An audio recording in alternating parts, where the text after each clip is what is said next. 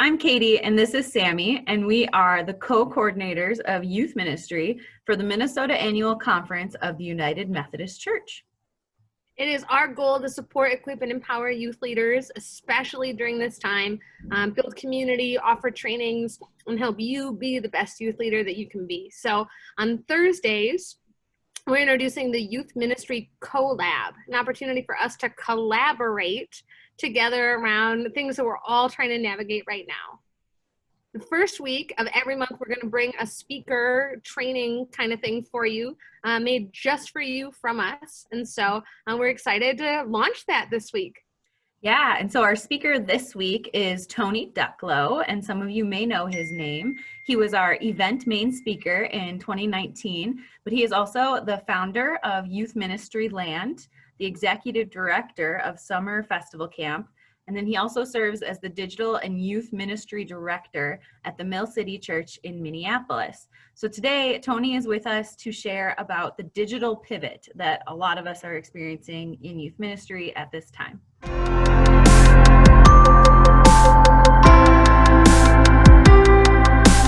Well, hello, youth ministry friends. My name is Tony. I'm from Youth Ministry Land, organization that strives to provide support for youth ministry people with rental events and workshops. I have a chance to share with you about how to crush the digital pivot. If you are anything like me, you are trying to figure out, what does this fall look like? And more importantly, what does this winter look like when we can't gather outside anymore? So first, the truth. Nobody knows what is going to work this fall, so experimenting is going to be essential. Anybody who tells you they know exactly what's going to happen is probably trying to sell you something. So now is the time to experiment, to come up with things, and if whatever you're trying doesn't work, change it. Don't feel like you failed, feel like you've learned something, and be able to continue on. Zoom fatigue is a real thing. That's true. I don't know about you, but if I've been on a couple of Zoom meetings in a day, last thing I want to do is stare at a computer screen. So we need to identify that what our students are feeling, we also feel. And then this is also true. The need for what we do, ministering to students, is deeply needed now.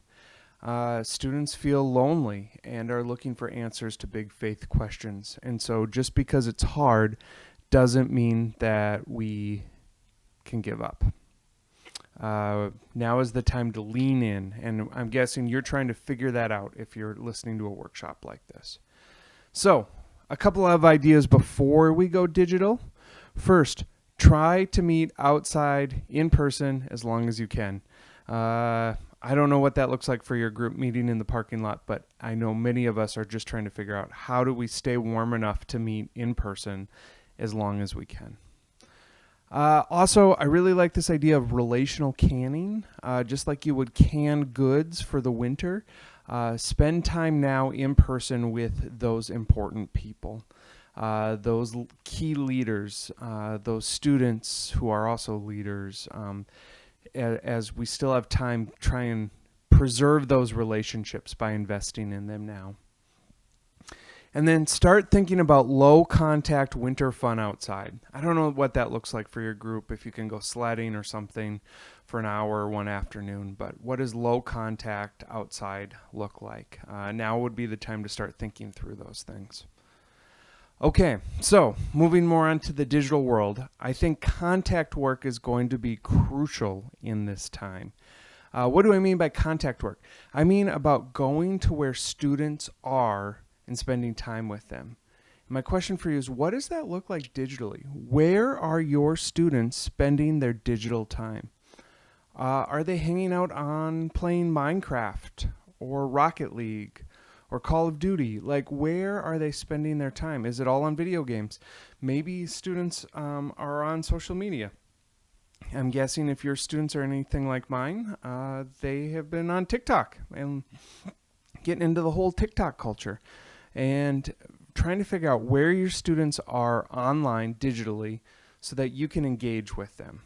So now that students don't have to show up, some won't. So it's more important than ever that we figure out where they are and how we can engage with them.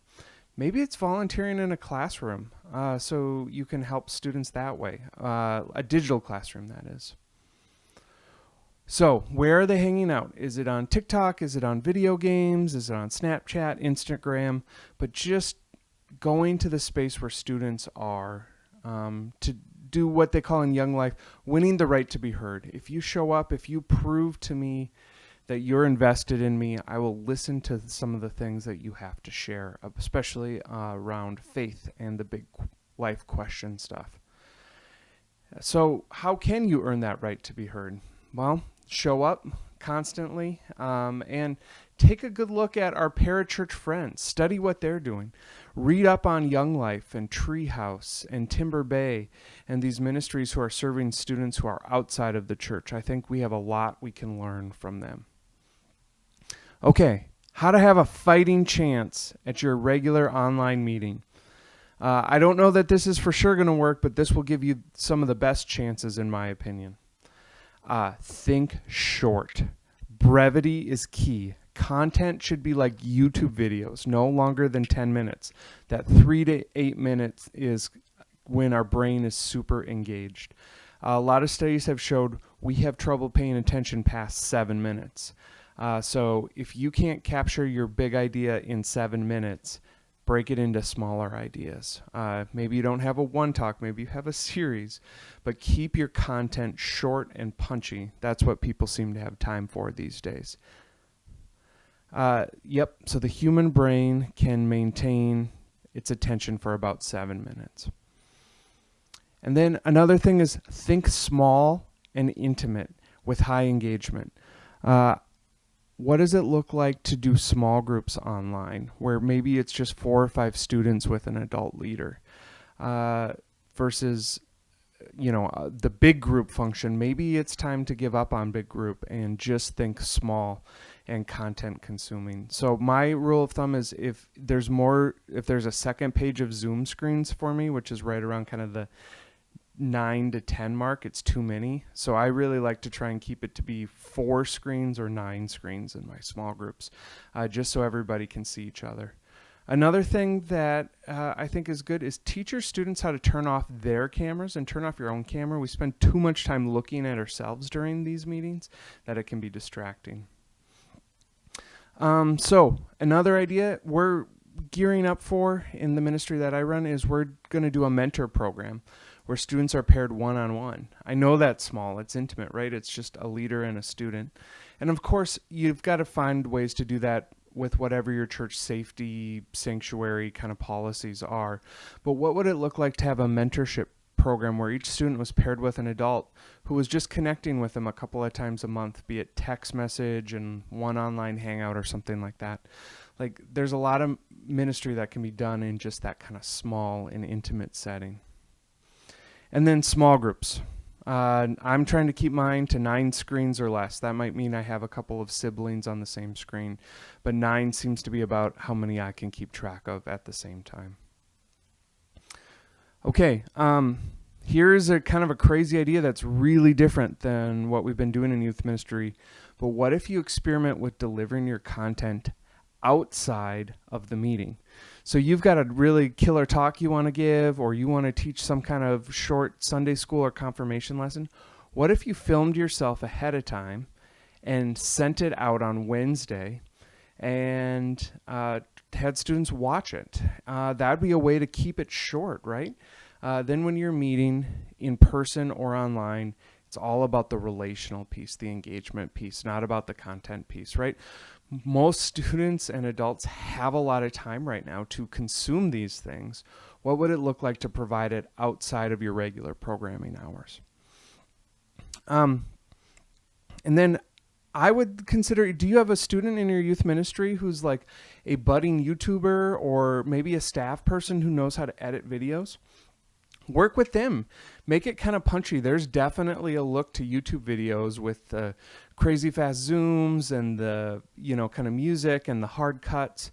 Like, what if you worked with someone to make it feel like a YouTuber YouTube video? That could be kind of cool. And then another idea is drop off physical supplies that you'll use at your online meetings. If students get a little gift from you middle of the week, a bag with perhaps some supplies they'll need for the game or a candle to light during the spiritual time, like far more likely to be engaged if they have known that you have thought of them specifically during the week to drop something off. Okay, let them turn off their cameras. Interesting enough, as students, especially students, but really everyone, has some kind of self-esteem stuff going on. And if they have to look at themselves, they spend so much more time focused on them. So we've found that if we've played games that don't require students to have their cameras on, where they can just talk, far more engaging and have been willing to stay on and play far more games than normal, which I think is really interesting. So think about that, is what would it look like to lead your whole programming if you couldn't see them but only hear them? I always find it's helpful to invite students to put away distractions, whatever that might look like. Turn off your phone, flip down your laptop, or go into a space that's a little bit more quiet, so that they know that they have permission to do that, because sometimes we forget about that stuff, and a nice reminder of, okay, yeah, I want to be here. I want to invest for 30 minutes, 40 minutes, an hour. Can really make a difference. And then another thing that will give you a fighting chance is clear and concise communication with parents. Parents are your allies in this. They want their students to be involved. They are worried about both the spiritual and mental health of their students right now. So just communicating with them when things are going to be, expectations, and keep it short and concise so they can easily read it. No one loves getting a 3-page email, so concise, concise, concise. Okay, Zoom settings to master. These will help your Zoom meetings go better. Figure out how to share your screen, and so that you're able to share games, videos, presentations, anything like that is super important.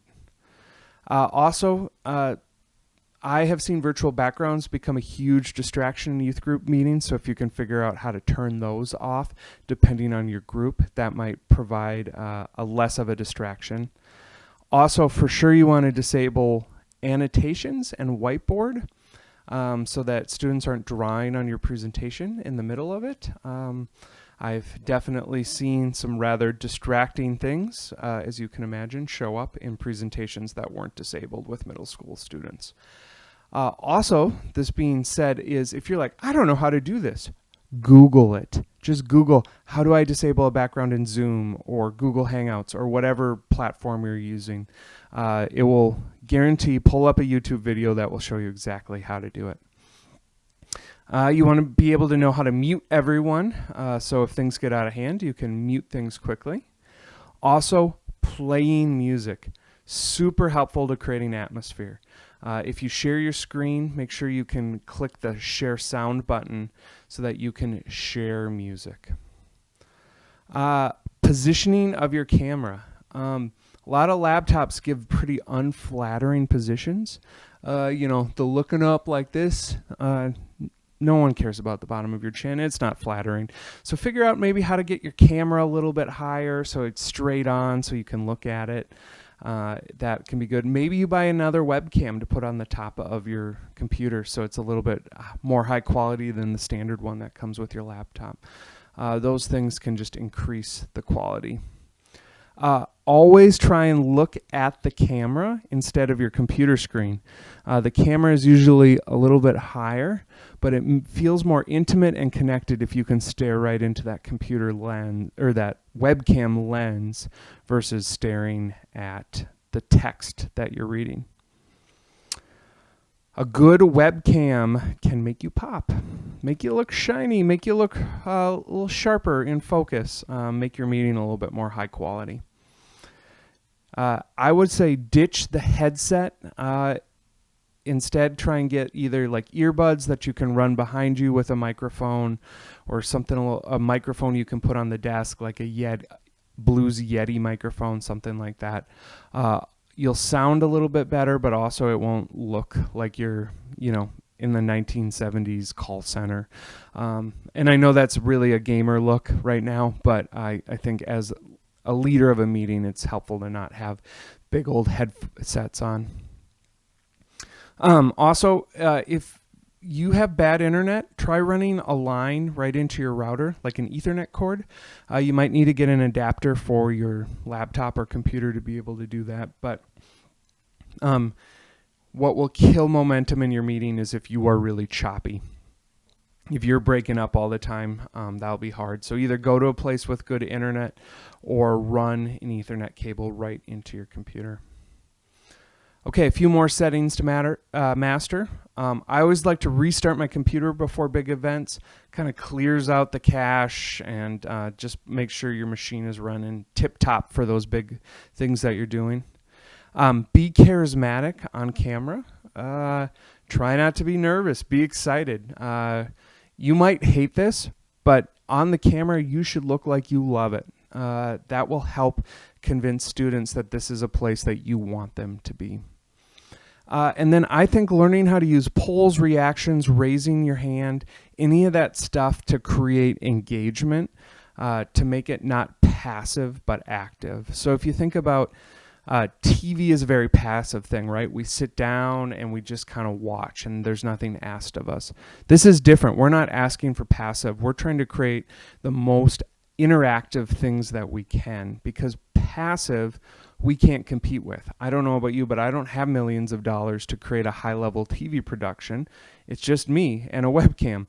So where I can differentiate myself is break that fourth wall. How do I make this engaging? How do I make people feel connected? And one of those ways is polls. Okay, it could be a silly poll of, what food do you think is my favorite? And people put it on stage or put it in, and it's like, no, it's not lasagna, it's pizza. That's kind of fun. Or maybe it's a little bit more serious and it relates to the issue of faith that you're talking about that night. Also having people identify, like, does this make sense to you? Like, raise your hand if you feel this way at some times. Or teaching your people to clap or laugh.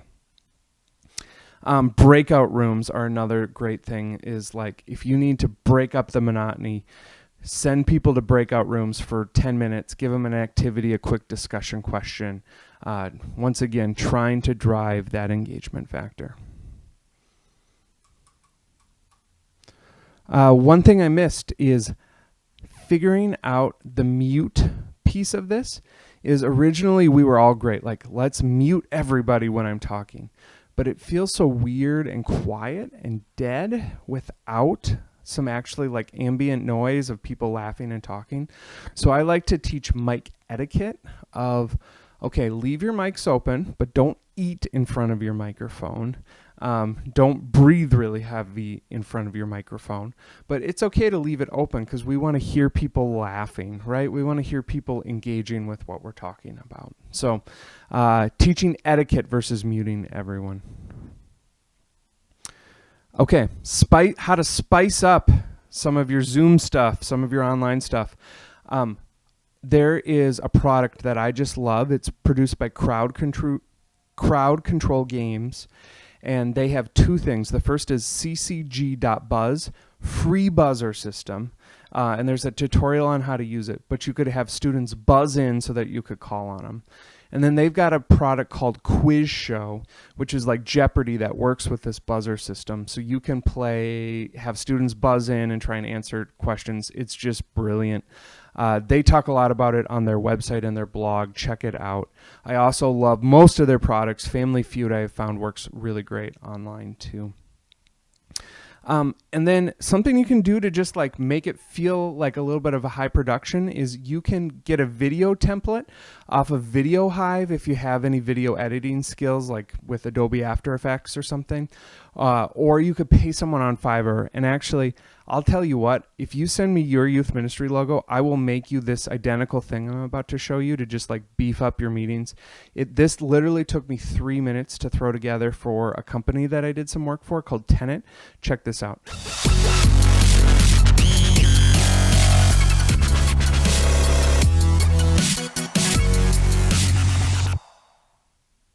Dang, right? That looks good.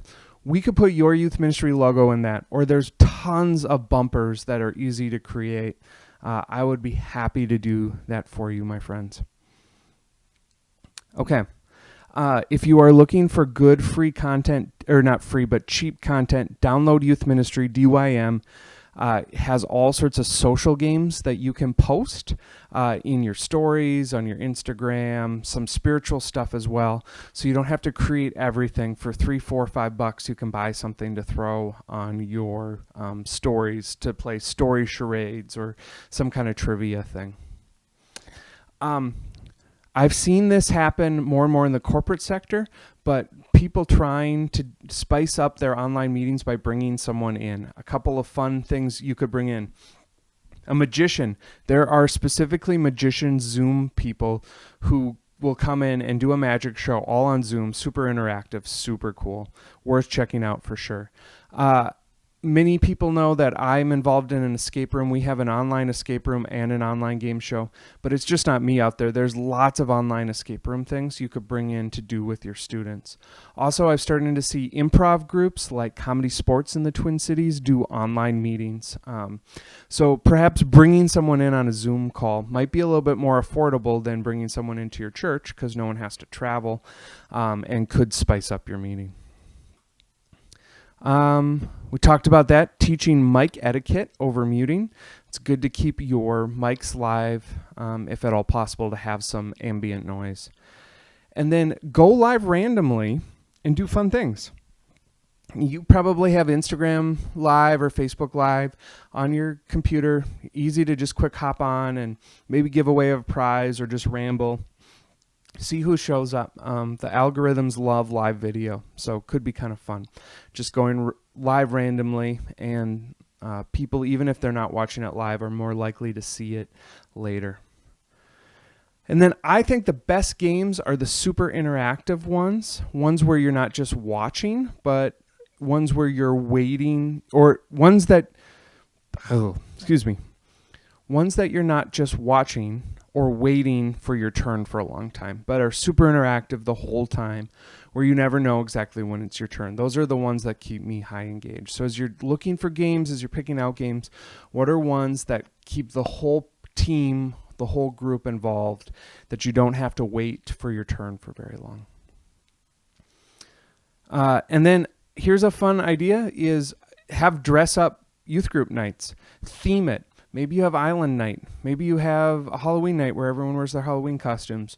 Maybe you have a Christmas night, but theme your meetings, your regular group hangouts, and see what students come up with. It's a great discussion piece. People can laugh, and it's a way for students to like get into it and be thinking about youth group before youth group. Okay, social media content.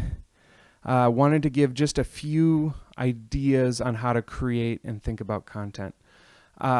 One is, if you are creating content online, which you should be if your students are on a platform, I think you should probably be posting around 2 to 3 times a day on that platform. And that's not to say you can't take days off, but if you're thinking about like, how am I going to connect with my students, social media is a great place. And as you're creating content, you want to create things that are engaging. Questions work great. Funny statements work great. Being honest and authentic works great. But creating things that people will like and comment on is super important for the algorithm. The other thing about that is you don't want to just create, you want to comment. You want to create community. Community isn't just one person talking the whole time, right? There's conversation. So if someone posts something, you should comment on it. You should like it. You should use it as a discussion point. So creating kind of fun things. And like I said, I think you want to post at least once most days. Also, embrace the story format that Snapchat introduced and now Facebook and Instagram are doing. That seems to be the trend. So short little stories about what's going on in your day that disappear after a while. Okay, so the other thing you can do with social media is create posts that disrupt. Someone reads it and they're like, huh, like make you think kind of thing. Ask a question about the faith. Interesting idea. I don't know if this is a good idea, but what would happen if you asked a question about Jesus and how he would respond to a current event or a political action that's happened? It would start a discussion, right? And I'm not saying just like piss people off. That's not the point. But what does it look like to disrupt the normal thinking that students are having and making them think for a little bit? Although, whenever you disrupt, be ready for a little bit of hate. That's my only advice on that. And then what would it look like to do 1 to 2 minute little teachings, whatever your big concept idea is, and put them online for someone to digest? I think snackable is the key. 1, 2, 3 minutes, something that someone can adjust, especially if it's going to show up in a social media feed. If it's boring or has too long of a gap, people will move on to what's next. So really short and get to the idea quick. Okay, a couple of quick random thoughts for you that didn't really have another place to go. Instagram Live versus Zoom. One is more of a broadcast and one is more of an engagement tool. So figure out what meets your group's needs. Maybe experiment with both. But Instagram Live could be a good place for content delivery. I really like creating space for drop-ins. At my youth group, we had like drop-in night where you could just come and hang out. There wasn't necessarily a plan or agenda. What would it look like to do that online, to just have space where every Thursday from 3 to 5 you're going to be hanging out? Maybe it's on a Minecraft server. Maybe it's in a Zoom room where people can just hop in. You can chat. Maybe you have a few fun games in your back pocket, but something like that. And then I always say, look what other places are doing, other churches, but also other businesses and other places outside of ministry, and steal what they're doing, because oftentimes there's a lot of overlap. So if your spouse's business is bringing in a magician, maybe you should bring in a magician. I don't know, but that's a good place for some content idea generation.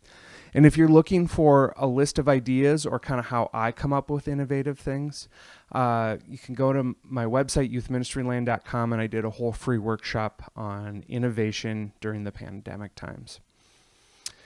All right, that's it. I know it was short, friends, but I have to be true to my word that brevity is important in this day. Thank you so much. I hope that you crush the digital pivot this year. I know it's going to be hard, but it's going to be worth it. God continues to move and God continues to use us. So fight through the toughness, be innovative, be short, and let's continue to help connect students to Jesus Christ. If I can be helpful to you at all, my website is youthministryland.com. I do speaking, I do events, I do games, whatever might be helpful. If you want to have a free consultation with me, and just like, I'm banging my head against the wall, what do I do? Be happy to have a virtual cup of coffee with you. My life was changed by a youth minister almost 20 years ago that just showed up in my life, cared about me, and had enough courage to share about Jesus. And it changed my life. And so know that the work you are doing is so important. There are so many Tonys out there that you are having an impact, that you are passing on faith to. So thanks, everybody. Have a great rest of your day.